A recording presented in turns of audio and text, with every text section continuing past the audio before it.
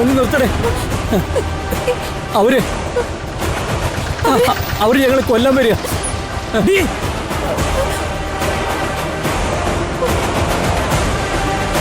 Tools എടുക്കടാ.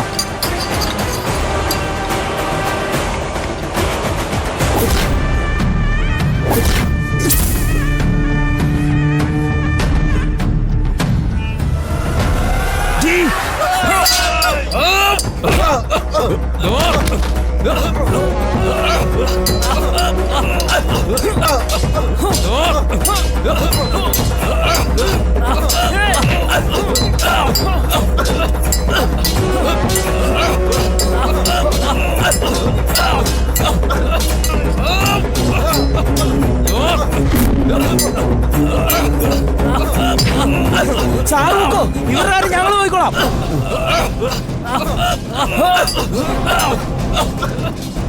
നമുക്ക് പോവാം.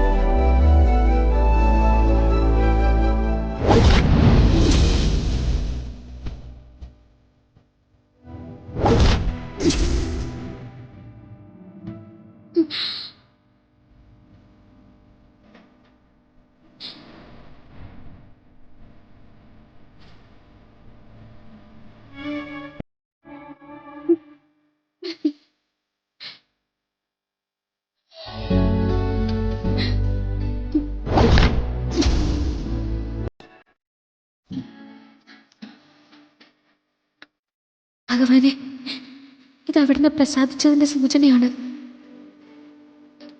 പ്രിയങ്ക അച്ഛൻ കണ്ടെത്തിയിട്ടുണ്ടാവും. എല്ലാം മംഗളമായിട്ടുണ്ടാവും.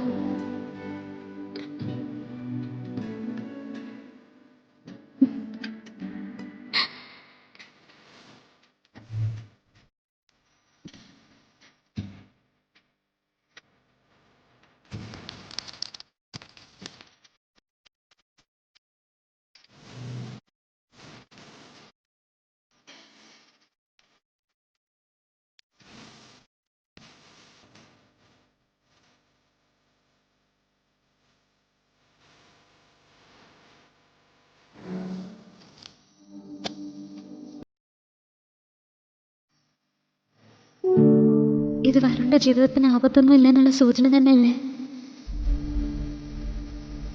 എന്നെ വിശ്വസിച്ചുട്ടോ ഞാൻ.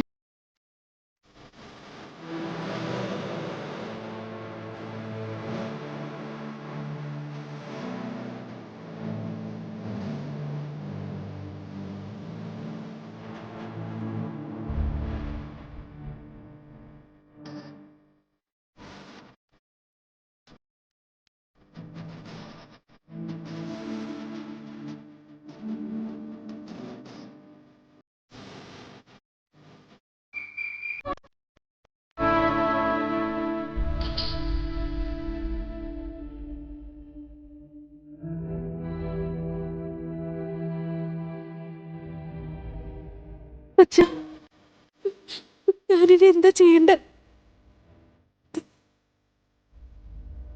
എന്തിനാ എന്നോട് ചോദിക്കുന്നു? ഇതുവരെ എല്ലാ തീരുമാനങ്ങളും നീ തനിച്ചല്ലേ എടുത്തു. നീ എന്നെ കുറിച്ച് ചിന്തിച്ചോ? അമ്മയെ കുറിച്ച് ചിന്തിച്ചോ?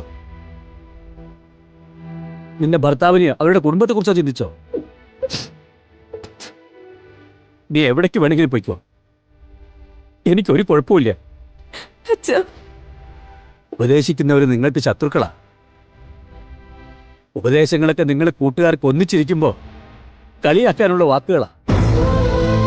നിങ്ങൾ മുതിർന്നു, ലോകം കീഴടക്കാറായി എന്നൊക്കെ ചിന്തിക്കും. പക്ഷേ പുറത്തിറങ്ങുന്ന നിങ്ങളുടെ മാനവും ജീവനും സുരക്ഷിതമല്ല എന്നുള്ള ഭയം, അതൊന്നും നിങ്ങൾക്ക് പറഞ്ഞാൽ മനസ്സിലാവില്ല. ഞങ്ങളെയൊക്കെ വേണ്ടാന്ന് വെച്ചിട്ട് നീ കുറച്ചുപേരെ വിശ്വസിച്ചില്ലേ? അവർ നിനക്ക് തന്ന സമ്മാനം എന്താ? അവര് നിനക്ക് വിധിച്ചത് മരണമല്ലേ? ഞാനവിടെ വന്നില്ലായിരുന്നെങ്കിൽ, പേരറിയാത്ത തൊഴിലാളികള് അവിടെ വന്ന് പെട്ടില്ലായിരുന്നെങ്കിൽ എന്നെ അവരെ കൊല്ലുമായിരുന്നില്ലേ?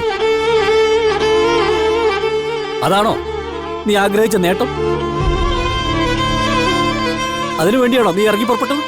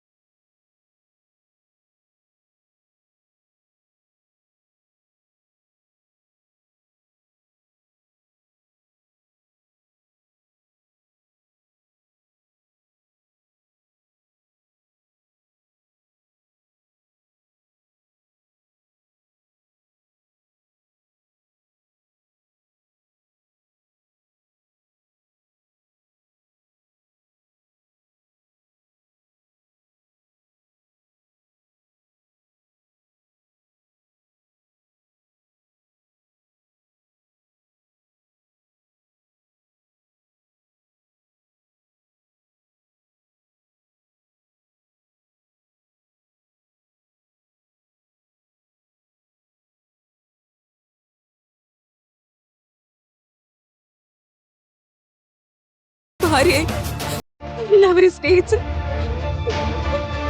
സന്തോഷത്തോടെ ഞാൻ ജീവിച്ചോളാം. എന്നോട് പോർക്കച്ച.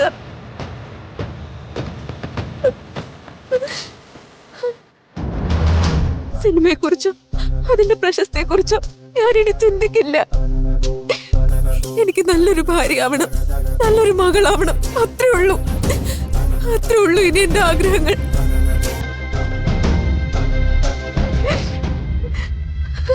ചുറ്റുമുള്ളവർ ജീവിതം പഠിപ്പിച്ചു തന്നാലും ചിലർ പഠിക്കില്ല. അവരെ പഠിപ്പിക്കുന്നതേ കാലമാണ്. ഇന്നലെ രാത്രി ആ കാലം നിനക്ക് തന്ന പാഠമാണ് ഇത്. സ്വന്തം മകളുടെ മംഗല്യഭാഗ്യം ഇല്ലാതാക്കാൻ ഒരച്ഛനും പറ്റില്ലേ. എഴുന്നേൽക്ക, നമുക്ക് പോവാം. എന്നും ഞാൻ പൂജ ചെയ്യുന്ന ഭഗവാൻ എനിക്കും നിനക്കും നമ്മുടെ കുടുംബത്തിനും വേണ്ടി എന്തെങ്കിലും കരുതി വച്ചിട്ടുണ്ടെങ്കിൽ അതും പ്രതീക്ഷിച്ചുകൊണ്ട് നമുക്ക് തിരിച്ചു പോവാം. വാ.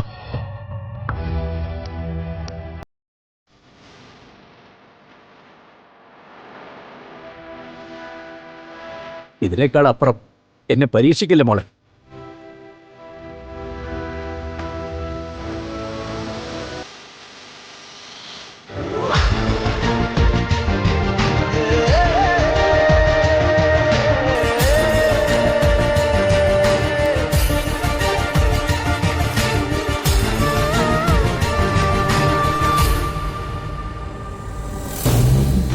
ഗൗതം, പറയുമ്പോഴേ കുറച്ചും കൂടെ വിശ്വസനീയമായ കള്ളം പറയണം. അവളെ കൊല്ലാൻ ചെന്നപ്പോ ദൈവം കയറി ഇടപെട്ടു പോലും. ഗൗതം, നിനക്ക് പേടിയാണെങ്കിൽ അത് എന്നോട് പറഞ്ഞാ പോരായിരുന്നോ? കാര്യങ്ങൾ ഞാൻ പോയി ചെയ്യായിരുന്നല്ലോ. കൽപ്പന, കാര്യങ്ങൾ മനസ്സിലാക്കാതെ വെറുതെ ഓരോന്ന് വിളിച്ച് പറയരുത്. മതി മതി. വ്രതം അവസാനിപ്പിച്ച് ക്ഷേത്രത്തിൽ നിന്ന് പ്രസാദമായി അവള് തിരിച്ചെത്തുന്നതോടെ അവളെ ഈ കണിമകളത്തെ രാജ്ഞിയാവും. അതോടെ തീരും ചെറിയച്ഛന്റെ മോന്റെ എല്ലാ പ്ലാനുകളും. പൂജയില് ദൈവം പ്രസാദിച്ചു കഴിഞ്ഞെങ്കിലേ അവളിതുവരെ തിരിച്ചു വരാത്ത എന്താ?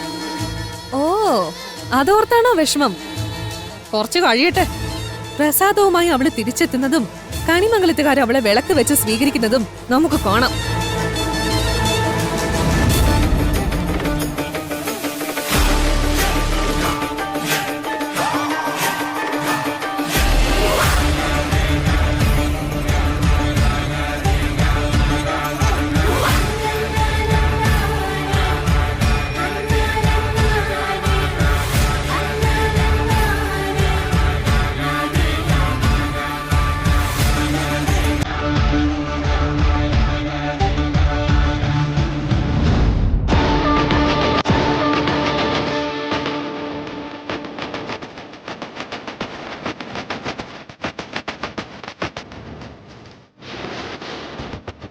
ഈശ്വര, ഓള് തിരിച്ചെത്തി. ഇവളാണോ തിരിച്ചെത്തേണ്ടത്? പ്രിയങ്കയല്ലേ പ്രസാദം പൂജാമുറിയിൽ കൊണ്ടുപോയി വെക്കേണ്ടത്? തിരിച്ചു വരുന്നത് ഇവളാണെന്ന് കണിമംഗലത്ത് ആരെങ്കിലും കണ്ട പിന്നെ എന്ത് ചെയ്തിട്ട് ഒരു പ്രയോജനവും ഇല്ല.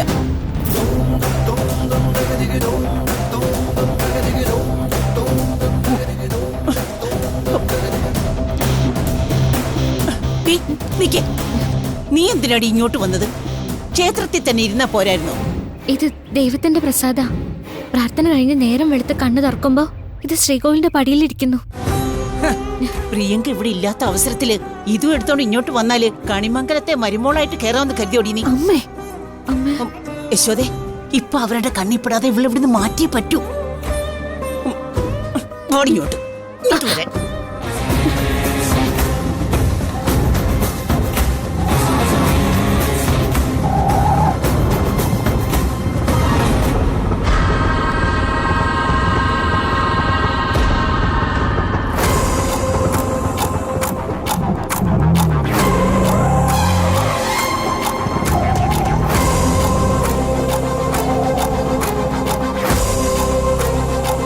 ദേവേട്ടാ, എവിടെയായിരുന്നു ഇവിടെ?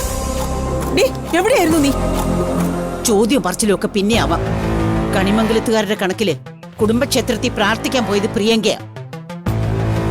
അതങ്ങനെ തന്നെ അവസാനിക്കണം. ആ പ്രസാദം അങ്ങോട്ട് കൊടുക്കടി. കൊടുക്കങ്ങോട്ട്. പിടിക്ക്. ഇന്നലത്തെ രാത്രിയെ കുറിച്ച് അവരെന്തെങ്കിലും ചോദിച്ച നീ കുടുംബക്ഷേത്രത്തിന്റെ അകത്തായിരുന്നു. മനസ്സിലായോ? ദേവേട്ടാ, ഇവള് എല്ലാം വിശദമായിട്ട് പറയാം. തൽക്കാലം ചടങ്ങ് നടക്കട്ടെ.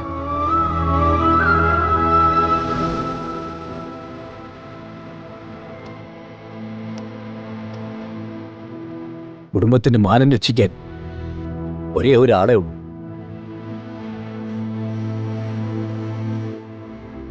എന്റെ മോൾ.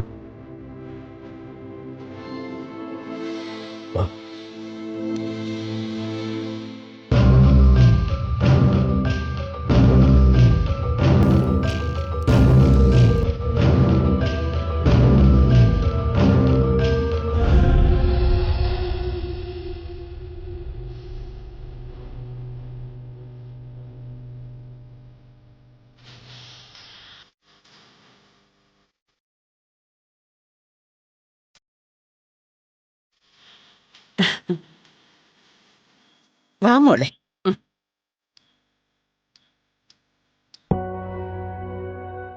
പൂജാരി പറഞ്ഞതുപോലെ വ്രതം പൂർത്തിയാക്കി അല്ലേ മോളെ?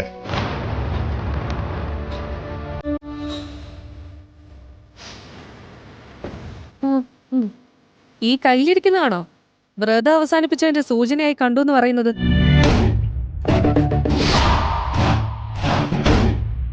ആ അതെ, വ്രതം അവസാനിപ്പിച്ച് കണ്ണു തുറക്കുമ്പോ ഇത് ശ്രീകോവിലിന്റെ പടിയിലിരിക്കായിരുന്നു.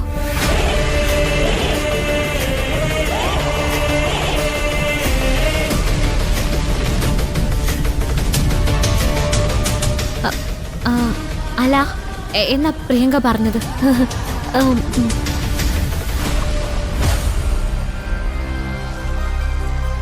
വരുൺ, നിന്റെ ഭാഗത്തുനിന്ന് എന്തൊക്കെ തെറ്റുകൾ ഉണ്ടായാലും ഭാര്യയുടെ ചുമതല പ്രിയങ്ക പൂർത്തിയാക്കി.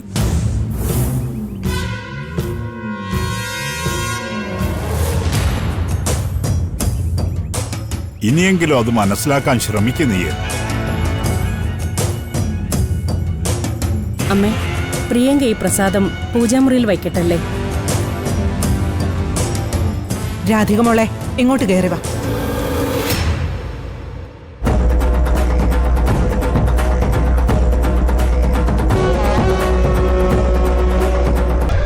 പ്രിയങ്ക മോളുടെ ഒപ്പം നടത്ത്. നമുക്ക് പൂജാമുറിയിലേക്ക് പോവാം.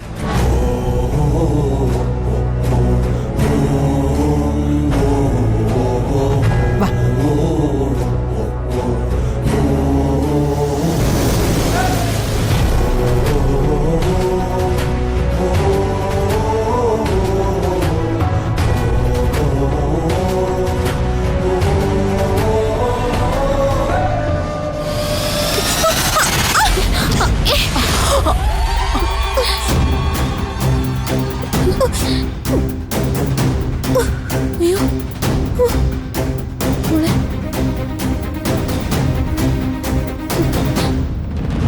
എല്ലാം ചെയ്തു കഴിഞ്ഞിട്ടും പരിഹാരമായില്ല എന്നുള്ളതിന്റെ സൂചനയാണോ ഇത്?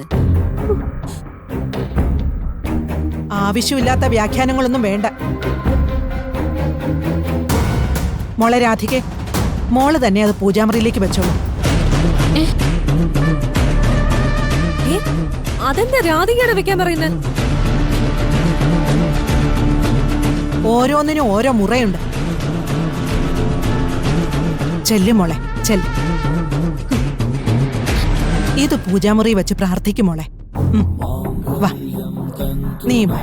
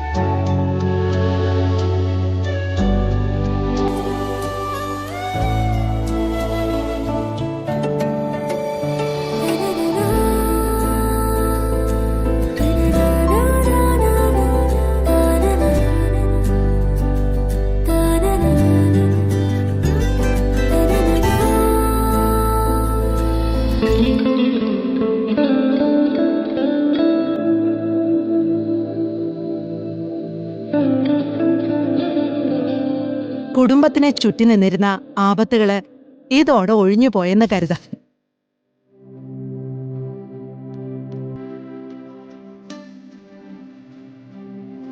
എന്തൊക്കെ പറഞ്ഞാലും വരുൺ താലി ചാർത്തിയവളുടെ ഉറച്ച ഭക്തി തന്നെയാ കണിമംഗലം കുടുംബത്തെ രക്ഷപ്പെടുത്തിയത്.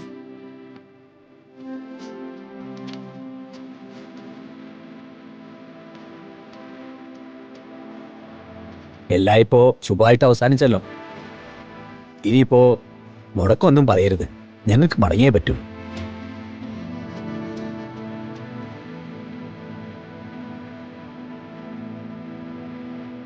പോകണമെന്ന് ഞാൻ പറയില്ല.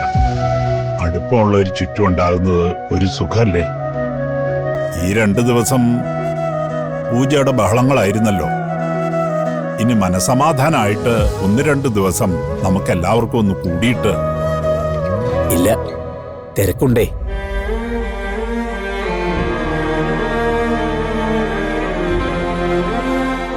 ഇത്രയും ദിവസം കനലില് ചവിട്ടിയ മാതിരിയാ സത്യത്തിൽ ഞങ്ങളിവിടെ നിന്നിരുന്നത്. പിന്നെ ബന്ധുവീട്ടിലെ ഒരു ചടങ്ങല്ലേന്ന് കരുതി. ഇനിയിപ്പൊ പെട്ടെന്ന് പോണം.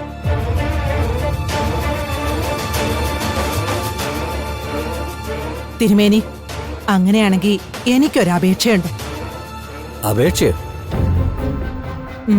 അതെ, രാധിക മോള് കുറച്ച് ദിവസം പ്രിയങ്ക മോൾക്ക് കൂട്ടായിട്ട് ഇവിടെ നിൽക്കട്ടെ.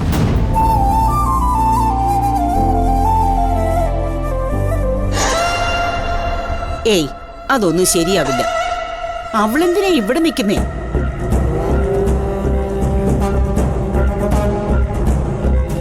അവളില്ലാതെ അവിടെ എങ്ങനെ ശരിയാവും? അവൾക്ക് ക്ലാസ്സിൽ പോണ്ടേ? ഒട്ടും ശരിയാവില്ല. തിരുമേനി എന്താ പറയുന്നേ? കുറച്ചു ദിവസം മോൾ ഇവിടെ നിൽക്കുന്നതിൽ വിരോധമുണ്ടോ? അതിപ്പോ അങ്ങനെയൊക്കെ ചോദിച്ചാ. അല്ല, രാധിക നിൽക്കട്ടെ.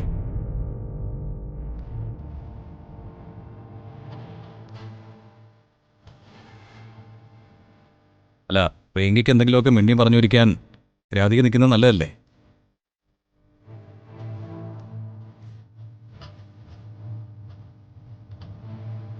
വരുണും കൂടി ഇങ്ങനെ ആവശ്യപ്പെടുമ്പോ മറിച്ച് ചിന്തിക്കാൻ പറ്റും.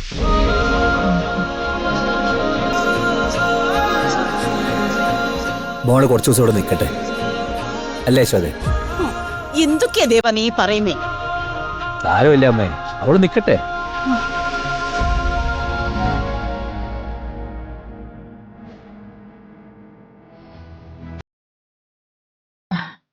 മോൾക്ക് വിരോധമൊന്നും ഇല്ലല്ലോ?